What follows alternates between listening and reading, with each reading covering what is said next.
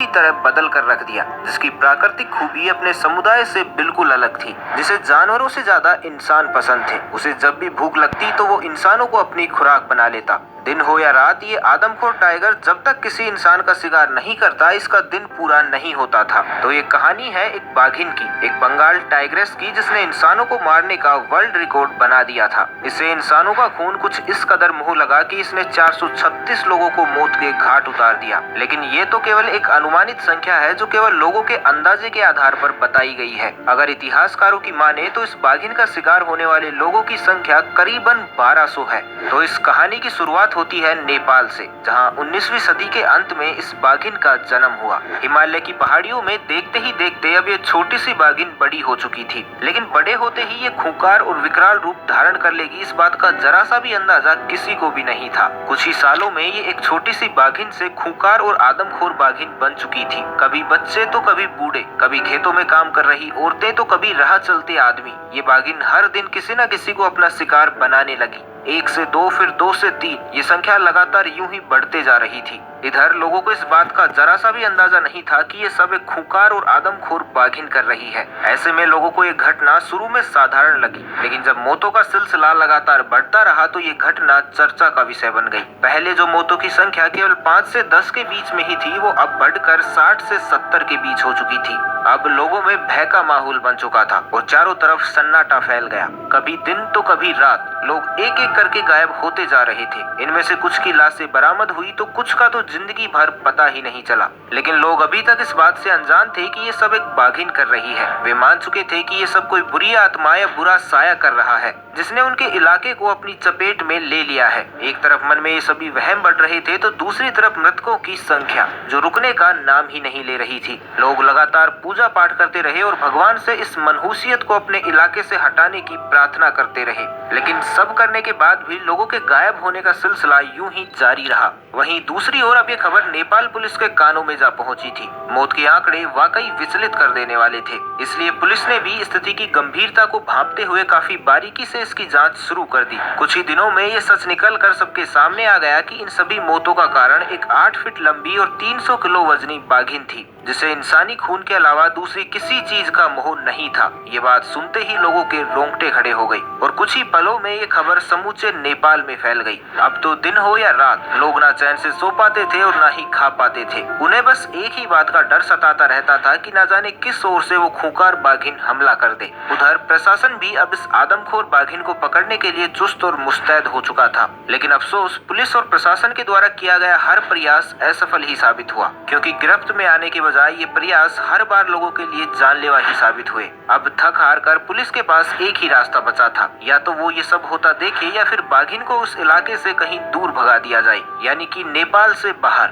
अब क्योंकि विकल्प भी यही बचा था, ऐसे में पुलिस ने भी यही रास्ता चुना और बाघिन को नेपाल से बाहर भगा दिया गया। नेपाल प्रशासन के इस काम से मानो लोगों की खुशी का कोई ठिकाना नहीं था, लेकिन नेपाल की पुलिस ने अपने लोगों की जान बचाकर दूसरों की जान मुसीबत में डाल दी थी, क्योंकि ये बाघिन नेपाल और नेपालियों को छोड़कर अब चंपावत में पहुंच चुकी थी, जो कि उत्तराखंड में मौजूद एक भारतीय इलाका था। अब यहाँ एक बात तो बिल्कुल साफ थी कि यहाँ सिर्फ बाघिन की जगह बदली थी, उसका शिकार नहीं। और फिर वही हुआ जो आप सोच रहे हैं। चंपावत और उसके आसपास के इलाकों में अब वही खूनी खेल शुरू हो गया जो कभी नेपाल में चलता था। लोगों की जान जाने का सिलसिला पहले से दोगुना हो चुका था। जैसे जैसे लोग बाघिन का शिकार होते गए तो बाघिन के उनके इलाके में पहुंचने की खबर भी आग की तरह फैलने लगी। इस बाघिन के हौसले और हिम्मत इतनी बढ़ चुकी थी कि अब लोग झुंड में हो या फिर अकेले, ये बाघिन उन पर कहीं भी और किसी भी समय हमला करने लगी। शायद ये कहावत भी इसी हादसे के बाद निकली हो कि शेर के मुंह खून लग गया, क्योंकि बाघिन का हमला रुकने का नाम ही नहीं ले रहा था। देखते ही देखते मौतों का आंकड़ा 435 तक पहुंच चुका था, वो भी मात्र इस बाघिन के हमले के द्वारा। इधर यूनाइटेड प्रोविंस सरकार यानी आज की यूपी और उत्तराखंड सरकार भी इस काम में जुट गई कि मौत के इस खेल को अब कैसे रोका जाए, क्योंकि बाघिन को भगा देने मात्र से मौत का सिलसिला रुकने वाला नहीं था। सरकार ने भी इस पर तत्काल एक्शन लिया और देश विदेश के कई शिकारियों से संपर्क कर इस बाघिन को मार डालने का ऑर्डर दे डाला। लेकिन यहाँ भी सरकार इस खूंखार बाघिन के आगे बेबस ही रही, क्योंकि अब ये बाघिन केवल शिकार करना ही नहीं जानती थी बल्कि शिकारियों से किस तरह बचना है ये भी जान चुकी थी। और इसी बीच बाघिन ने इन शिकारियों को चुनौती देते हुए अपना 436वां शिकार भी कर डाला, और वो शिकार था एक 16 साल की बच्ची का, जिसे इस बाघिन ने मारकर उसके शरीर के कुछ हिस्सों को इस तरह छोड़ दिया कि मानो ये संदेश देना चाहती हो कि जो भी इससे टकराएगा उसका अंजाम भी कुछ इसी तरह का होगा। सरकार के लिए अब ये और भी चुनौतीपूर्ण हो चुका था। बाघिन के हमले के सामने सरकार और प्रशासन दोनों ही बोने साबित हो रहे थे। लेकिन शायद अब ये खूनी खेल जल्द ही खत्म होने वाला था, क्योंकि सरकार को अब एक ऐसे शिकारी के बारे में पता लग चुका था जिसका निशाना अचूक था। शेर हो या बाघ, आज तक कोई भी इस शिकारी के निशाने से नहीं बच पाया था। और ये थे एक ब्रिटिश शिकारी जिम कॉर्बेट, जिन्हें दुनिया का सबसे बड़ा शिकारी माना जाता था। शेर हो या बाघ, इनका शिकार करना कॉर्बेट के लिए मानो बाएं हाथ का खेल था। जिम कॉर्बेट को जैसे ही 16 साल की उस लड़की जो अभी अभी इस बाघिन का शिकार हुई थी के बारे में पता चला, तो उन्होंने बिना समय गंवाए इस खूंखार और आदमखोर बाघिन के शिकार का अभियान शुरू कर दिया। अब कॉर्बेट के लिए पहली चुनौती थी उस बाघिन को ढूंढना।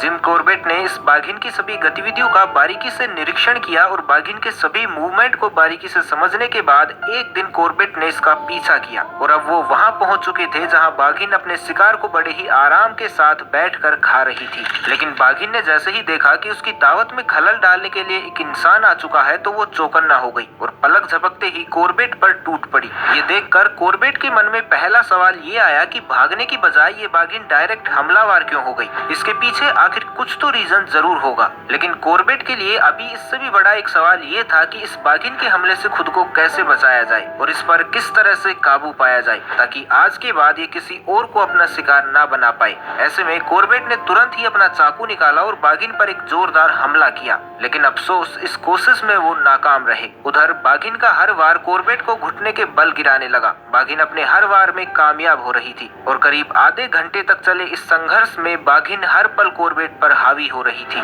अब कॉर्बेट को लगने लगा कि शायद उस लड़की के बाद वे ही इस बाघिन का अगला शिकार होने वाले हैं। लेकिन तभी किस्मत ने कॉर्बेट को एक आखिरी मौका दिया, जब उन्हें अपनी बंदूक से बाघिन पर निशाना लगाने का मौका मिल गया। लेकिन शर्त ये थी कि वक्त काफी कम था और बाघिन की ताकत कॉर्बेट से कहीं ज्यादा। तो अगर ये निशाना चूका तो इसका एक ही मतलब होगा, और वो होगा कॉर्बेट का अंत। जिम कॉर्बेट ने बाघिन पर निशाना लगाया। उधर बाघिन कॉर्बेट और बंदूक को देखकर और भी खूंखार और हमलावर हो चुकी थी। इसी बीच जैसे ही बाघिन ने कॉर्बेट के ऊपर छलांग लगाई, तो कॉर्बेट ने भी अपनी बंदूक से गोली चला दी। पर इस बार कॉर्बेट का निशाना नहीं चूका। सीधे माथे में गोली लगने की वजह से बाघिन जमीन पर जा गिरी और मौके पर ही उसकी मौत हो गई। और कुछ इस तरह 436 लोगों को मौत के घाट उतारने के बाद बाघिन के इस खूनी खेल का अंत हो गया। सरकार से लेकर स्थानीय लोग सभी कॉर्बेट के इस बहादुरी भरे काम से बेहद खुश थे। समूचे क्षेत्र में जश्न का माहौल था। लेकिन इस जीत पर भी एक व्यक्ति खुश नहीं था, और वो थे खुद कॉर्बेट, क्योंकि उन्हें अपने उस सवाल का जवाब मिल चुका था जिसकी वजह से ये बाघिन लगातार 4 सालों तक खूनी खेल खेलती रही।